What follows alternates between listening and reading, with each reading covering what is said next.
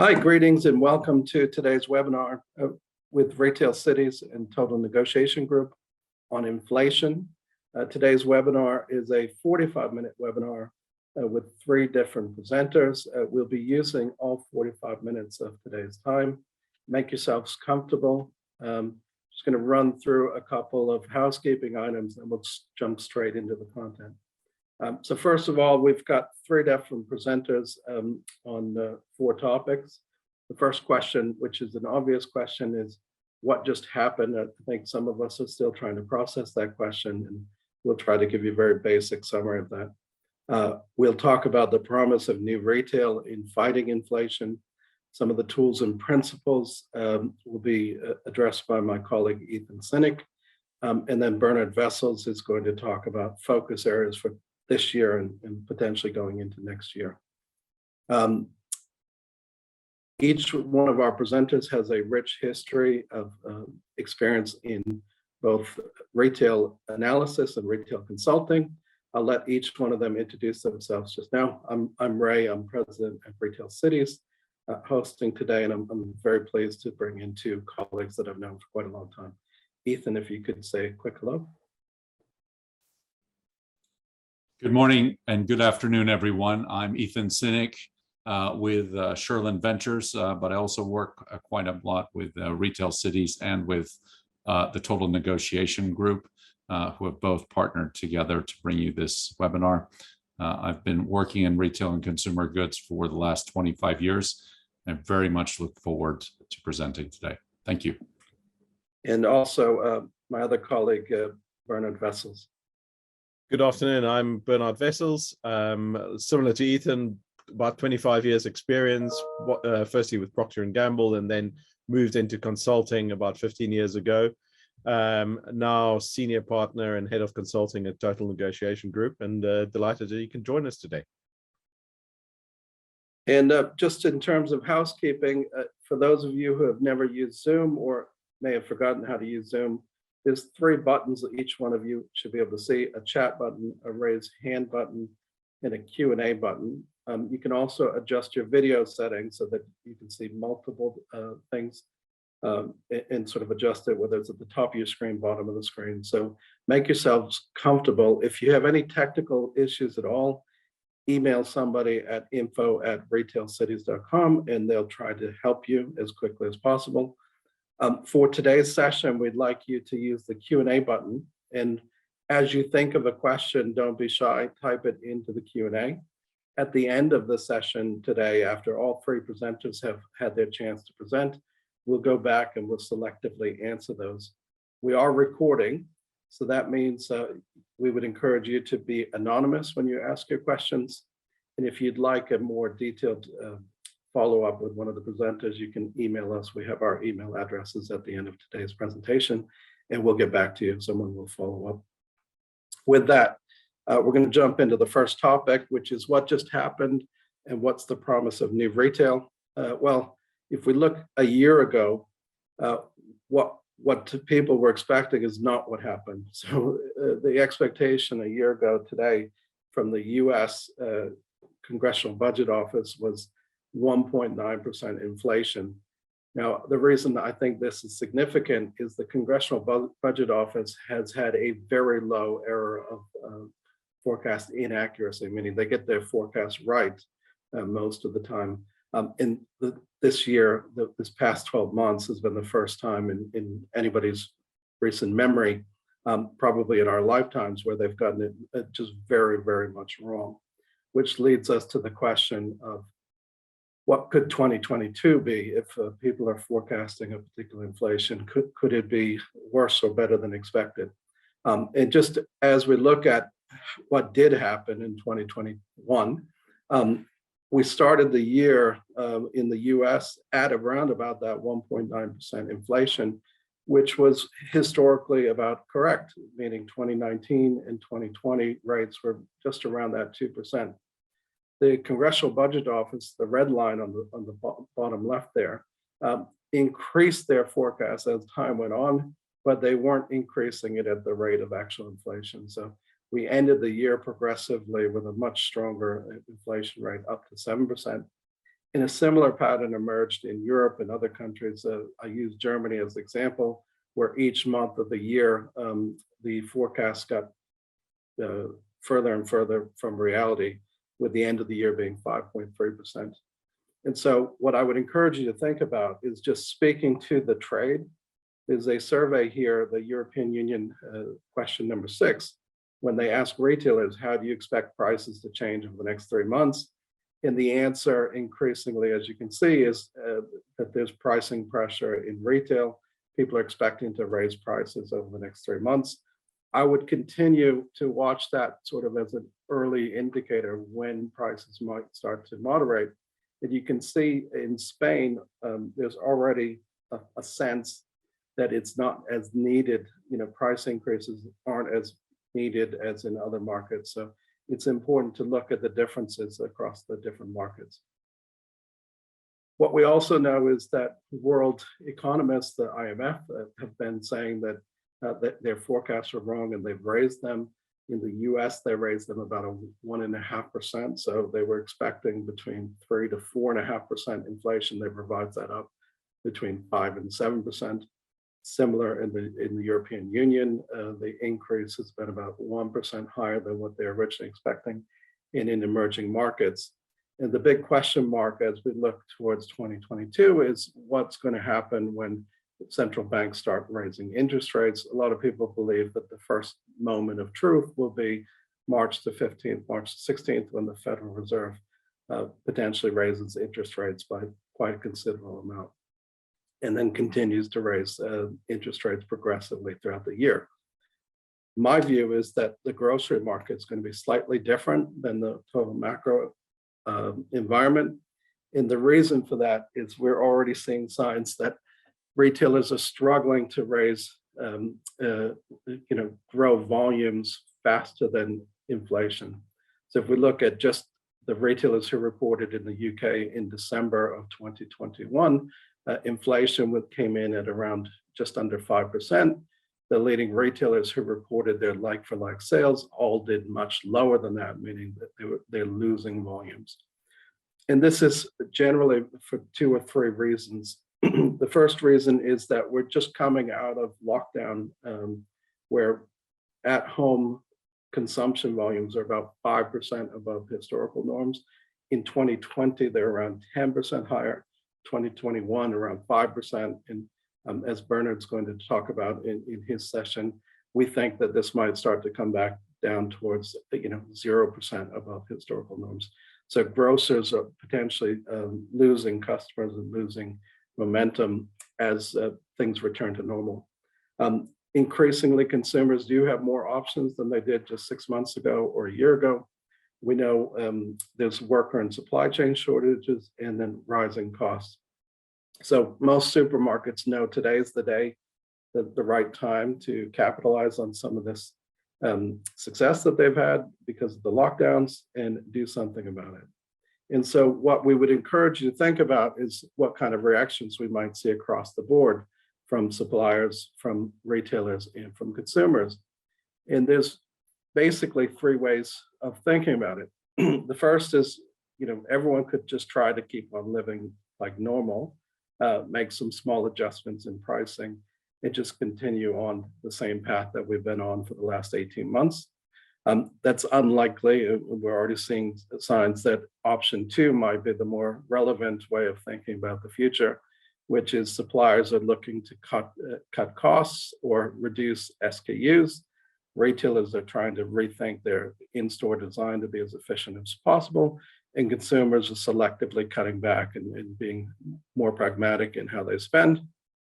And there's possibly a third option, which is what I call embracing new retail, which would be suppliers and retailers working alone or working together to reinvent supply chain, and consumers finding new ways of doing shopping. And there's some indication already that this option 3 is underway, especially when we look at consumers.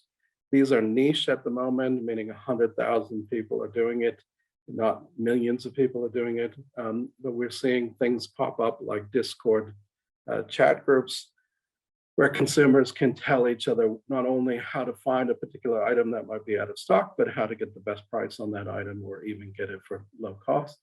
And we're seeing budget and credit platforms emerge increasingly as startup options, but also as sort of going viral and really taking off, especially in younger consumer groups. So one example is Zilch, which I've got on the slide here, where you basically don't have to pay until you want to pay. And another is a good example is Flava or Flava, depending on how you want to pronounce it, where they actively go out and bring brands together into these packages. So for example, they've got this beauty package on sale today, which would retail at £48. It's only 1p now. Obviously, that's a doorbuster way to get people hooked on the service, but we're seeing more and more consumers engage in these types of ways of saving. And we do see retailers embracing these things. So Aldi famously in May 2021 partnered with a business called Klarna, and Klarna is a buy now, pay later platform, which has done a lot of above the line advertising to gain consumers and to gain traction.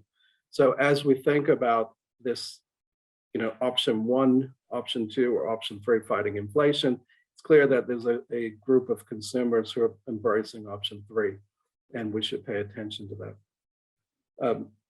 One thing or one analogy I'd like you to think about as you go into 2022, 2023 planning is going back to March of 2020 and thinking about what happened in terms of e-commerce. We went from e-commerce was sort of something we needed to worry about to being, it was the number one thing that people needed to worry about. And I guess my question is whether or not we think this supply chain and pricing crisis that we're in at the moment would create the same response. And that response would be retailers and suppliers who invest in re-energizing supply chain, rethinking around communication to consumers, might leapfrog 5 years into the future based on this current crisis. And as we think about what that leapfrog might look like, there's 4 platforms I would encourage you to think about.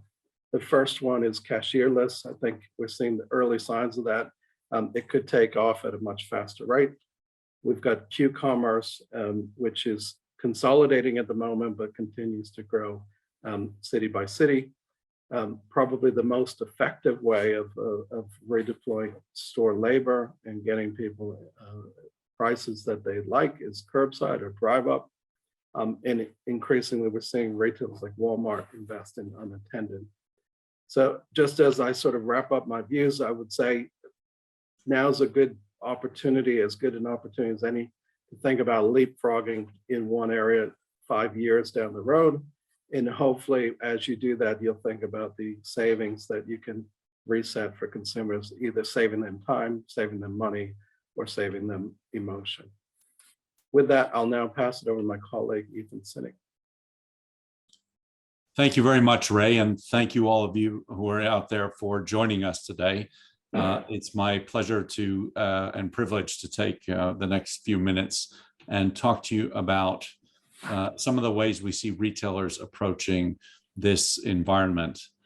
As background, this is really the first major inflationary spike that we faced in Europe and North America since 2007, 2008. So many of the millions of shoppers out there, consumers, but of course, many of the managers that are and employees who are working through this crisis have not experienced this kind of environment in their lifetimes or recent memory.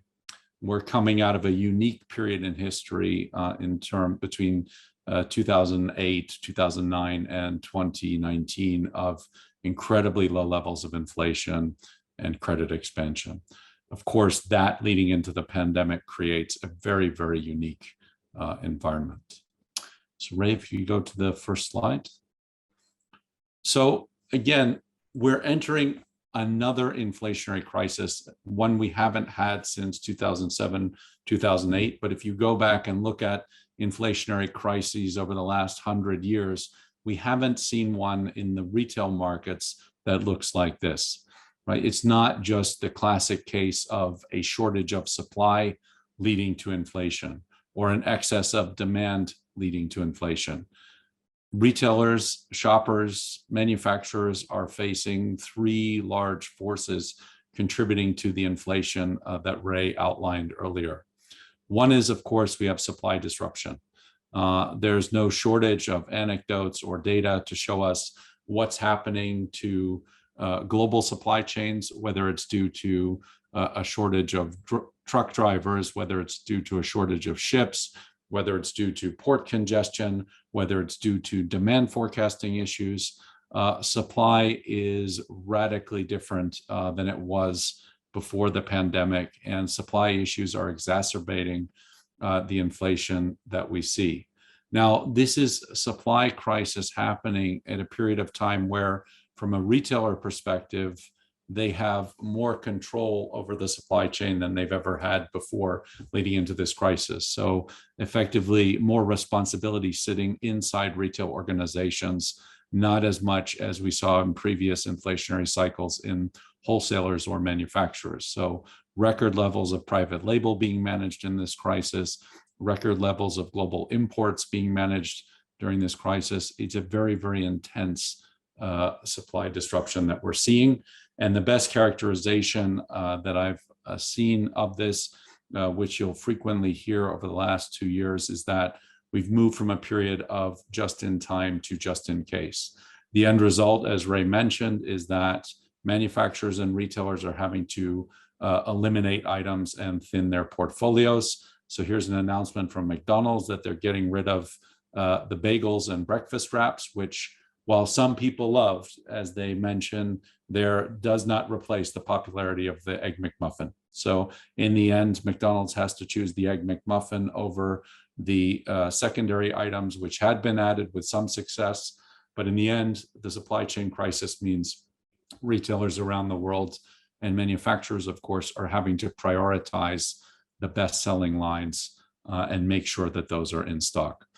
On top of that, and concurrently, we have a labor shortage. Now, the labor shortage is due to a number of factors that have been discussed ad nauseum over the last 18 months. But the fact is that there's a tremendous amount of wage pressure in the markets. And on top of that, most retailers you survey and talk to around the world will acknowledge the single biggest issue they have is finding enough drivers, enough people to stock the shelves, enough people to pick orders.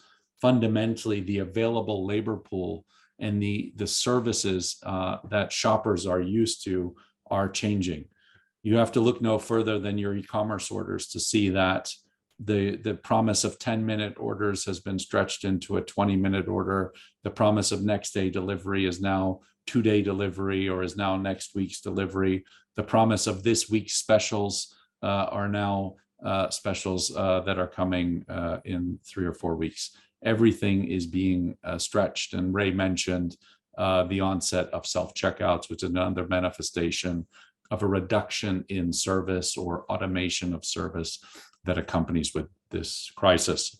In addition, as Ray mentioned, we have radically different demand patterns. So elasticities have changed, in-home consumption has changed, out-of-home consumption has changed, the timing of day of consumption has changed as people move to online orders. And it's very, very hard to get a stable baseline in this environment against which demand forecasts can be created and shelves can be stocked. So on top of everything else, we have a lot of suboptimal space management, a lot of pressures to get better productivity out of the supply that does exist in an environment where it's very, very hard to calculate what are the lifts you're going to get. What is the pricing elasticity that exists in the market? It's all very much in flux because of the pandemic and because of the inflationary crisis. So we're entering an inflationary period where there's a lack of stable baseline against which to judge what will happen, which makes this a much more volatile time. And therefore, the old adage of pilot high, sell it cheap, that many companies would use to get through a crisis like this is just not there to the extent that it was. the supply to pilot high may not be there. The labor to pilot high may not be there. And of course, what cheap means in this market is very much in flux. Next slide, right? Another factor Ray mentioned is e-commerce is at a higher baseline than it's ever been. So it's effectively doubled in some markets, and some other markets it may be 3-4 times higher than it was pre-pandemic. We're now safely into many categories, many markets being double-digit e-commerce markets. From a inflationary perspective and pricing perspective, this brings in new levels of complexity for retailers. What is the price that the shopper is sensitive to? Where are the opportunities to create price value in an inflationary market? Is it on a per item basis? Is it on the order basis? Is it on the service fee basis? There are many, many levels of price that come into an e-commerce market. And again, it's a very different inflationary cycle than what we've seen previously. We have not been in an inflationary market where pricing for consumer goods, fast-moving consumer goods, CPG products, has been as complex as it is in a market where e-commerce plays a significant role. Next slide, please. That said, in terms of the responses, there are some established tools, ways that retailers manage successfully in inflationary markets that we are seeing come back. And that will be a part of the response to manage the inflationary markets that we're seeing across Europe and in North America. Price freezes on key value items, something that we've seen for a number of decades across markets around the world, is very much something we're seeing come in selectively as inflationary pressure builds. So here you have a famous case in France from a couple of weeks ago where Leclerc, who has the strongest price image in the market, decided to freeze the price on baguettes. And again, the trick here is not just the action of freezing the price on an item like baguettes, which is one of the most widely purchased items. It's also to create the noise through public relations, et cetera, that gets you an outsized impact for that effect.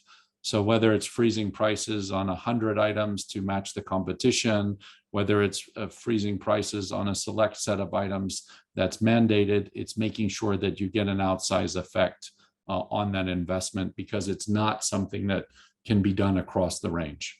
So it needs to be done selectively, and it needs to be done with great effect. And we're seeing that come back into the markets now. It's still early days, but we expect more of this throughout the inflationary crisis until things normalize. When they normalize is the big question, but until that happens, this will be part of the toolkit. Another thing we're just seeing start to come back into the market is in an open acknowledgement of the need to save. So empathy statements. So here you have an example from Lidl Belgium saying in a more expensive world where fuel prices at the pump or at the gas station are going up, we're effectively on your side, and we're going to give you savings tips every week. So not only promotions, but different ways to save, and we're here to work on your behalf. These kinds of empathy statements will absolutely be part and parcel of being successful in an inflationary environment. We're just starting to see those emerge in this kind of market. And then finally, higher frequency of price changes. For those of you that have worked in hyperinflationary markets, you may have experienced over the years the unfortunate moments where prices are changing every week or every month. There are certainly cases like that outside of Europe and North America. What we're seeing here are the early examples of a retailer like ALDI in Germany taking advantage of the constant anxiety on price to talk about daily price adjustments on fresh foods. One, the supply chain around fresh food allows them to do that. Two, of course, there's a competitive dynamic here about not forecasting your prices or showing everyone what your prices will be. But equally, this is about the demand fluctuation in the market and the lack of predictability in pricing. So it's very early days, and we don't see a lot of this around the world, but we would anticipate certainly a higher frequency of price changes. But these are all strategies we've seen before and really nothing revolutionary. Next slide. What is changing are in some different areas and different aspects of the response from retailers. One, during this crisis in particular, we've seen an attempt to turn inflation into a virtue. Now, this is not a widespread practice today, but we certainly think it's an opportunity for more retailers in the market. We've talked about the labor cost pressure. Every retailer knows there's tremendous pressure on labor costs and a need to increase wages to attract workers to jobs that may have become less attractive in the current environment. Rather than just talking about that as an input cost or a challenge from an investor perspective, some retailers are turning around and celebrating the virtues of that. Of course, part of that is to attract more workers, but also this becomes part of explaining to your shoppers why prices have to go up and showing them that you're responsibly spending that inflation and really trying to bring them on your side. Again, this is not something that is widespread yet today, but we do anticipate seeing more of this going forward. So rather than just stories about difficult labor negotiations, retailers actually seizing on the end of those pay decisions to really celebrate the increases that they're going to have to take on as businesses and ultimately pass through on the shelf. Next slide. In addition to celebrating inflation, there's a much different toolkit in the retail markets today than we've seen in the past. We have a record level of smart promotional tools out there.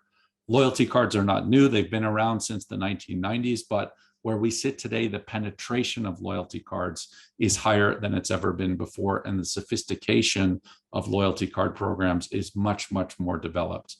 A number of loyalty card programs out there have discounts that increase as you spend more, so that the shopper, in addition to seeing everyday price value, is earning an escalating series of discounts. Look no further than Costco, where today more than 40% of their members are the executive members that get the 2% annual rebate. So in addition to the everyday savings they have, they're getting a 2% annual rebate on top of that. That group accounts now for 70% of Costco's sales worldwide. So it's a very different environment than what we had 5 years ago or 10 years ago. There's a huge increase in these loyalty programs and then the promotional tools that are available. And of course, the data that's available behind that to really analyze what is effective in an inflationary market, what's not effective, and to move much more rapidly and flexibly than in the past, where you had to simply advertise a national promotion, stock the inventory to very high levels, and hope that the competitor didn't beat you to that and steal your thunder. We have smart shelves. So the digital shelves are coming in, digital price tags are coming in, which allows retailers to react much faster to price changes than ever before. And of course, we have a much wider series of credit and payment options, whether it's Klarna or Zilch, as Ray mentioned, or others. There are tens of millions of consumers in North America and Europe today who are operating with credit options that they didn't have before the crisis and expect to be able to use those during this inflationary crisis. Next slide. Finally, as we enter this crisis, it's important for retailers to remember the peak end rule and really build on that. During an inflationary period, yes, it's very important to draw the shopper in by shouting about great deals, a few great deals that bring the shoppers in there. And here you see a picture of someone holding their promotional catalog that they picked up at the store entrance as they shop. But equally, it's important to remember the value and the pricing experience that the shopper leaves with. What's the last thing the shopper sees? Here, as you pay at Amazon, one of the last things you see before you look at the price of your basket is an opportunity to save even more. when you shop with Ocado, the last thing you see is the rebate you get for giving back your plastic bags. So again, the savings that they're giving back to you, not what you've spent. And of course, the ultimate example of this, well established for a long time, but still incredibly effective, is the hot dog at Costco or IKEA, where after you've spent $100 or $200 or the equivalent in euros or whatever local currency, the thing you remember emotionally is the 150 hot dog, the price of which has not changed in years, and the price of which is some minuscule percentage of the basket that you've spent. And that's the thing that our cognitive memories leave with, not necessarily the memory of the total basket that we've spent in these retailers.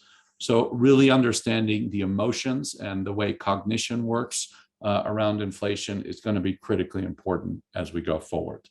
With that, I'd like to hand it over to my colleague, Bernd. Good afternoon again. And I'm going to just try and bring that all together and point out some areas of focus for us in 2022. Right. So as Ethan has definitely pointed out, we are seeing an inflationary spike. I think the important thing to remember is that it is nowhere near as high as it was in the 1970s, the 80s, the mid or early 90s, and then the 2008 period. So although this might feel uncomfortable, we should always kind of remember the context. And yes, this is an element of disruption, but actually what the last few years have taught us is how to be masters of that disruption and uncertainty, and actually cope with that. There are quite a few things we still have to cope with. So the supply side challenges that we have, we can't let go of those, labor issues, etc., will still take a lot of our focus. But actually the real questions we want to answer are slightly bigger. Is this inflation actually a transitionary trend, or is it something that is going to be persistent? And we can probably say it's going to be both of those things. But to explore what it is, there's quite a lot of fundamentals underpinning. But the short answer is, yeah, it's going to be persistent, but there are also transitions that are happening now, and within that lies opportunity. This is higher than we've seen for a few years, but historically seen, it is nothing unusual. So we do know that things will calm down, and that we can actually cope through this process. It might be a period of sustained higher inflation, and that in itself actually just gives us a little bit more certainty of just knowing inflation is going to be 3%, 4%. Actually, it allows us to shape our business to cope with that. There will be some other fundamental changes. Will governments increase fiscal spending? Possibly. Will they tighten monetary policy, quantitative easing? Yes, most likely. Will we see an increase in interest rates? Almost certainly. So we do know that there's going to be structural changes in the economy, but it's not to say that that actually is too disruptive. And actually, higher inflation sometimes helps. And I can imagine there are quite a lot of central banks who are just delighted at the idea that the debt, and certainly debt as a percentage of GDP, will get inflated away, so making the picture rosier. So some inflation is probably better than no inflation at all. So with that little bit of context, we can probably zoom in on what this will mean in our worlds of retail. And it's fair to say that physical is back, but it's off those sort of very high COVID-driven focus on e-commerce. And it's not just that physical stores on our back and it's where everything is going to happen. We can't forget the fact that, as that chart shows, that a lot of the consumer confidence and perception is still quite negative. People are worried about what their financial situation will look like in 12 months from now, and what the economic situation looks like. And to some extent, inflation is one of these things that is a big sort of dragon in the future that we get scared by, when actually it might be our friend. Now, physical stores will play a bigger role. And retailers will certainly be focusing to adopt their tactics to generate footfall in the short term. We can expect our retailers to develop strategies that will be changing.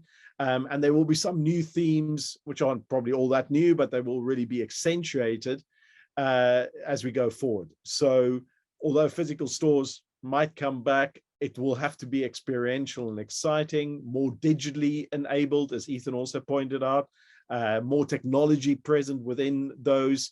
And then there will be some focus on sustainability, short and longer term.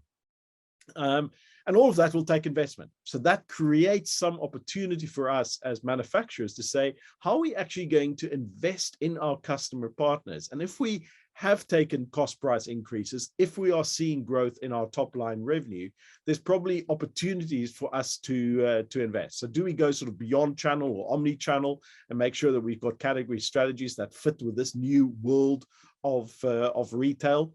Is there demand side growth? And I will speak about that in a moment, that we can focus on. And then just knowing what are the drivers of consumption. Those have changed. So spotting those new changes in consumption will help us to know where to invest. Next slide, please. Now, there is a lot of debate amongst economists saying, well, is this a demand side or supply side driven inflation? To some extent, there's disagreement. To a large extent, you could say, does it really matter? And it is probably a combination of both. But I think if we want to think about the last 2 years and then looking forward to this year, it's fair to say that we saw some pent up demand that came in, expenditure happening in different categories as a result of COVID. We didn't go on holiday, so we spent more on a new television set or whatever it might be. And then, of course, through the back end of last year, we suddenly started seeing supply constraints. So shifting demand, then supply constraints, all of that sort of gave rise to fairly rapid inflation. But what is this period that we are going into now? And this is where the debate happens, because we can definitely see that some of the supply constraints are easing, yet our manufacturers are telling us that they have to put up prices as a result of what's happened, and that they will continue to do so and preempt what is going to happen in terms of inflationary environment. But if supply side constraints have eased, that does mean that there's actually more money in the system. And as that filters through in terms of wage growth and expenditure by businesses as they invest, that will free up new demand. So yes, we've seen a bit of a roller coaster ride, but to some extent we can say that actually demand will most likely pick up, and the inflation going forward will be more demand side driven. Now that's a good thing, because it gives us a lot of opportunities. We will have to focus on capturing value short term, but then also longer term. We have to understand these new demand patterns very carefully, because even if we say that demand is back and there is growth opportunities, it is not necessarily the same demand. So whatever category you are in, don't expect it to be the similar demand patterns as we've seen in 2018, 2019. Your customers will try and capitalize on some of these demand patterns. So try and understand where they are playing to build that joint value creation plans, joint business plans, etc. Because that will be fundamentally crucial, that you can act in sync. And Ethan gave us very clear examples of where customers think the demand needs to be focused on, or the demand side spend needs to focus on. All the while, you've got to focus on making sure that the optimization of supply, etc., continues. So don't forget about those supply side cost pressures. We're not totally done with those yet, but hopefully they will ease up and we can actually move our focus to the unlocking of growth opportunities. And then please, Ray. if we sort of try and get into this rule of how do we deliver profit growth ahead of value growth, which in turn is ahead of volume growth, then the first thing to say is there is probably scope for that right now. Cost price increases, as we've seen now, should convert to faster profit growth, albeit I fully accept that some manufacturers are saying actually they need to take a second or third price increase just to cover some of their input cost pressure. But as we convert some of that that value into profit growth, of course, it also eases up opportunities for us to spend and reinvest in our business and the business of our customers. How's that going to be possible? Well, firstly, revenue growth management as a function within your business is going to be absolutely crucial. Retailers will seek to power up their profitability. So they would want to capture as much of that value that's been created through cross-price increases for themselves. So you'll have to respond quite wisely. Make sure that there are gains from the cost price increases. Capture those. Don't just spend that back without some careful consideration. Go and look at all of your RGM levers, because as we've seen as inflation and CPI is happening, there is undoubtedly an impact on all of PPA, pack price architecture, as well as your mix, as well as your promotional execution and strategies, and no doubt on your trade terms as well. So this is a good opportunity to actually revisit those and saying, where do I now have gaps in my business that I need to fix? We want to know what those new demand patterns are. So undoubtedly we have to create category strategies, but you have to now, and this is really an era where RGM together with category strategy thinking will have to work together. And then technology is our friend. So we have to unleash those to make the operations run more smoothly. So there will be some investment there. And then of course, last but not least, that digital technologies will have to be rolled out at scale. So probably sort of 5 points to focus on very carefully if we want to capture value as a result of the inflation that we are seeing. Thank you, Bern. And we're going to open it up for some questions. As I get the questions ready, just want to thank the audience for your participation today. If you have direct questions you'd like to ask, send them directly to any one of the 4 emails on here. I'll start with the most obvious thing. Anyone who wants a copy of the slide deck, we will send it to you as a PDF or as PowerPoint directly. First question is directed towards Ethan. Ethan, you mentioned that there's a big change in demand patterns. This makes it difficult to forecast, and you mentioned the difficulty around forecasting, demand planning, price elasticities. Are there any new best practices when it comes to doing this, managing baselines? And how do you feel manufacturers and retailers should take that challenge on in the next few months? Thanks for the question. So I'll answer it and then happy to have the other 2 jump in as well. So the first thing, just to clarify, if you look at the actual measurement of pricing elasticity during this inflationary period, something very odd has happened, which is in the first part of this inflationary spike, because of the supply shocks around COVID, we were in a scenario where promotions were at a very, very low level. And at the same time, prices were going up. What then the data tells you when you read it right now is that elasticities are down, right? Lower, that there's less of a plus minus reaction to price changes. The challenge you have in this environment is extrapolating that into the next 6 to 12 months and what will actually happen once shoppers are more able to move around, once the supply situation normalizes, and let's say there are more promotions in the market. So the first thing I would say is be very cautious to read the output of the data from the last 12 to 18 months as an extrapolation of what will be the next 12 to 18 months, which is a big difference. The other thing is, of course, because we're still moving through lockdowns, partial lockdowns, different restrictions, even within markets, within countries, there's a lot of inconsistency.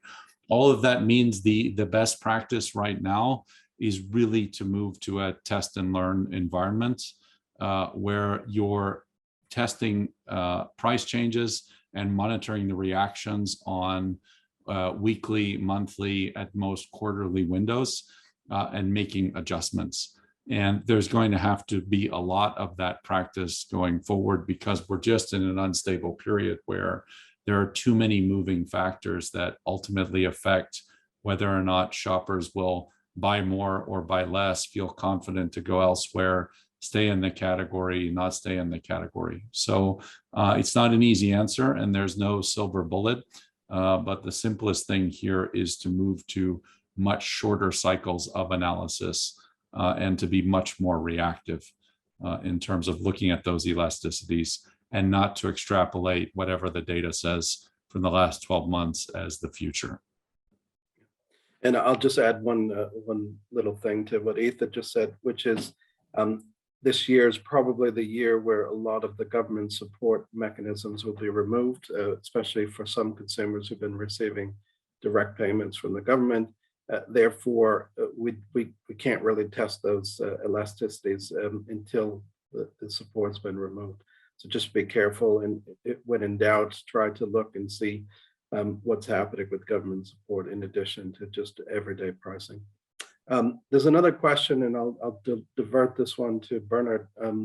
The question was, are there some lessons that we could take away from the 1970s when this hyperinflation was present that we can use today, like going back into the old playbook from 1978?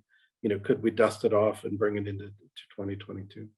Yeah, I mean, it's a good question. It's one that is hotly debated among economists. The first thing to notice about the 1970s is that it was induced by a supply side crisis. So the OPEC oil crisis really fueled that. Yes, we have seen supply side issues in this inflationary environment, but also, as I try to explain, bookended by two demand side pressures. And therefore, to a large extent, I believe that when we look back at this period, we will describe this as a demand side inflationary period rather than supply side. So the short answer to the question is no, I don't think this really pertains to the 1970s as much as we might think. The other reality here is that actually the inflationary environment is not as acute as back then. So although it might spike further, and we're probably feeling quite nervous now, it might well be that actually over an annual or sort of biannual period, it flattens out and is nowhere near as dramatic a spike as the 1970s were. No, I wouldn't sort of look at the 1970s particularly. Every sort of situation is unique, and certainly we are and have come through a unique period. Well, with that, I want to thank everyone for your kind attention today. We'll be sending the PDFs and the video out to people who would like to share it with their colleagues. Thank you very much to my co-presenters, Ethan and Bernhard, and wishing you the best in 2022. Thank you, everyone. Thank you. Thank you.